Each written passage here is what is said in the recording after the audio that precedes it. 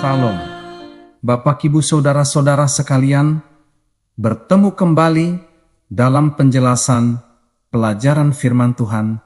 Hari ini, Senin, tanggal 13, bulan April, tahun ke-2026.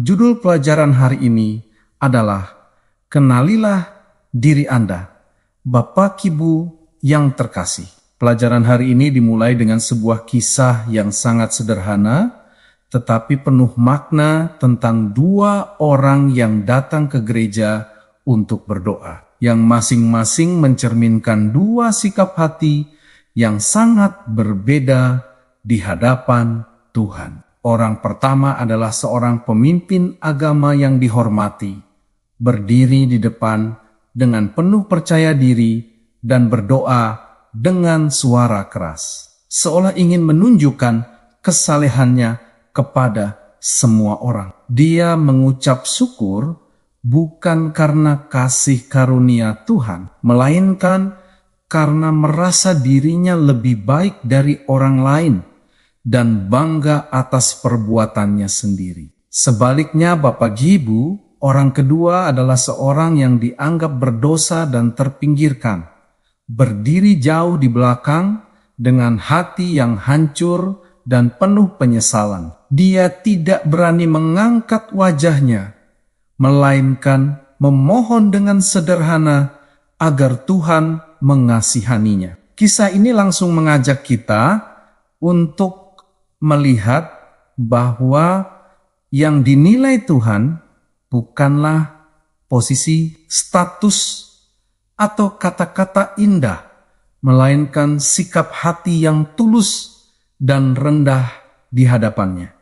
Saudara yang terkasih, ketika kita merenungkan kisah ini, muncul pertanyaan penting tentang bagaimana kita memandang diri sendiri dan bagaimana Tuhan memandang kita. Secara manusiawi, kita cenderung mengagumi orang yang tampak benar, sukses, dan dihormati, seperti tokoh pertama dalam kisah tersebut. Namun, pandangan Tuhan justru berbalik dari standar manusia, karena ia melihat hati yang tersembunyi, bukan penampilan luar. Saudara, Yesus dengan jelas menyatakan bahwa orang yang meninggikan diri akan direndahkan, sedangkan orang yang merendahkan diri akan ditinggikan. Ini menunjukkan bahwa kesombongan rohani adalah bahaya besar yang sering tidak disadari, karena bisa muncul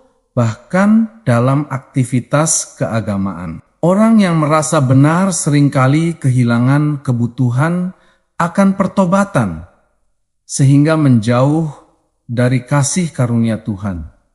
Sebaliknya, orang yang sadar akan dosanya justru lebih dekat kepada pengampunan dan pemulihan dari Tuhan. Bapak Ibu sekalian, pelajaran utama yang dapat kita ambil adalah pentingnya mengenal diri sendiri secara jujur di hadapan Tuhan. Mengenal diri bukan berarti merendahkan diri secara berlebihan, tetapi menyadari kondisi kita yang sebenarnya sebagai manusia yang berdosa dan membutuhkan pertolongan ilahi. Kesadaran ini menjadi pintu masuk bagi pengalaman keselamatan yang sejati. Karena hanya orang yang merasa membutuhkan yang akan datang kepada Tuhan dengan sungguh-sungguh. Bapak Ibu, ketika seseorang mengakui dosanya,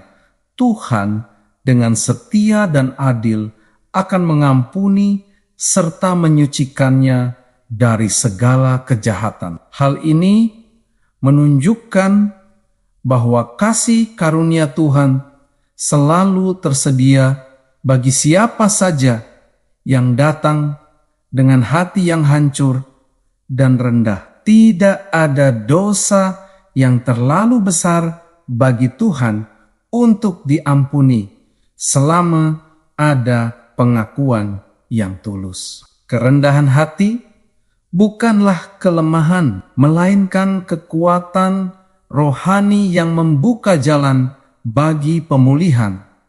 Saudara sekalian, semakin seseorang mendekat kepada Tuhan, seharusnya ia semakin menyadari betapa tidak layaknya dirinya tanpa kasih karunia Tuhan.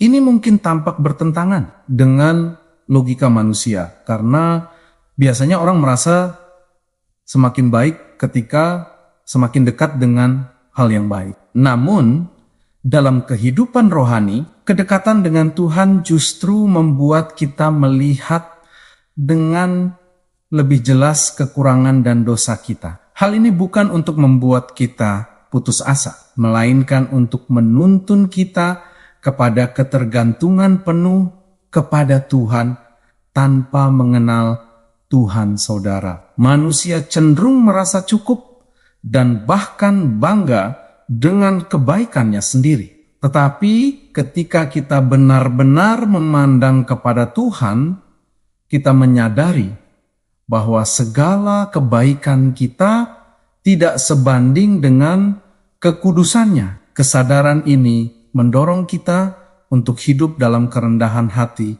dan terus mencari kasih karunia-Nya setiap hari. Bapak Ibu, Alkitab dengan tegas menyatakan bahwa Tuhan menentang orang yang sombong, tetapi mengasihani orang yang rendah hati. Pernyataan ini menunjukkan bahwa kesombongan bukan hanya kelemahan karakter, tetapi merupakan sikap yang secara langsung bertentangan dengan kehendak Tuhan.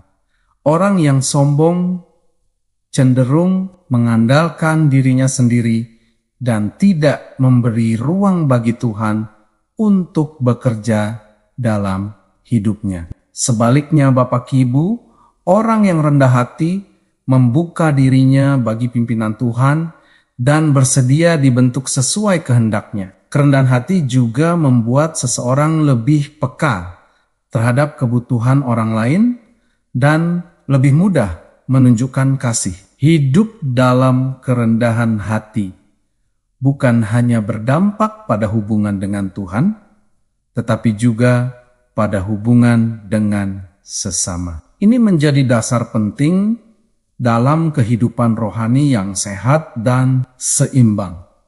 Saudara-saudara terkasih, marilah kita melakukan refleksi pribadi yang mendalam tentang sikap hati kita setiap hari. Kita diingatkan bahwa kasih karunia Tuhan bukanlah sesuatu yang kita terima sekali saja, tetapi sesuatu yang harus kita alami terus-menerus dalam kehidupan kita. Setiap hari kita membutuhkan pengampunan, pertolongan, dan kekuatan dari Tuhan untuk menjalani hidup dengan benar. Selain menerima kasih karunia, kita juga dipanggil untuk membagikannya kepada orang lain melalui sikap yang penuh belas kasihan dan pengertian. Salah satu langkah praktis yang dapat kita lakukan adalah meluangkan waktu untuk berdoa dengan sungguh-sungguh, memohon agar Tuhan merendahkan hati kita. Ketika kita bersedia merendahkan diri di hadapan Tuhan, Ia sendiri yang akan meninggikan kita pada waktu yang tepat. Dengan demikian, hidup kita akan menjadi kesaksian nyata tentang kuasa kasih karunia Tuhan yang bekerja dalam hati yang rendah dan terbuka. Bapak, Ibu, saudara-saudara yang diberkati Tuhan. Demikian penjelasan pelajaran firman Tuhan untuk hari ini. Sampai bertemu pada pelajaran yang berikutnya. Tuhan memberkati kita semuanya.